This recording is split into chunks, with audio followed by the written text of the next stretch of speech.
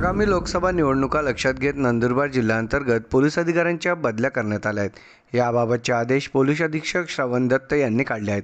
प्राप्त माहितीनुसार आगामी काळात येणाऱ्या लोकसभा निवडणुका लक्षात घेत एकाच उपविभागात किंवा विधानसभा क्षेत्रात 3 वर्ष किंवा त्याहून अधिक काळ सेवा बजावलेल्या अधिकाऱ्यांच्या प्रशासकीय बदल्या करण्यात आल्या आहेत। या अनुषंगानं उपनगर पोलीस ठाण्याचे निरीक्षक अजय वसावे यांची जिल्हा विशेष शाखेत तर मोलगी पोलीस ठाण्याचे पोलीस निरीक्षक राजू गावित यांची नियंत्रण कक्षात आणि शहादा पोलीस ठाण्याचे उपनिरीक्षक प्रिया वसावे यांची नियंत्रण कक्षात बदली झाली आहे।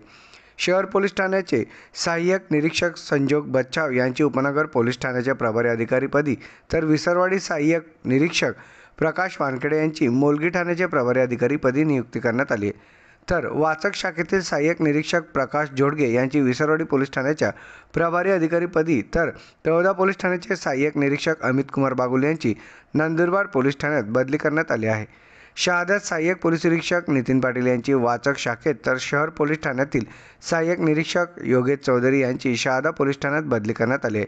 धडगाव पोलीस ठाण्याचे उपनिरीक्षक प्रवीण महाले यांची नियंत्रण कक्षात तर जिल्हा विशेष शाखेतील उपनिरीक्षक श्यामकांत पाटील यांची शहादा पोलीस ठाण्यात तर उपनगर पोलीस ठाण्याचे उपनिरीक्षक माधुरी कंखेरे प्रवीण कोळी यांची शहादा पोलीस ठाण्यात बदली करण्यात आली आहे।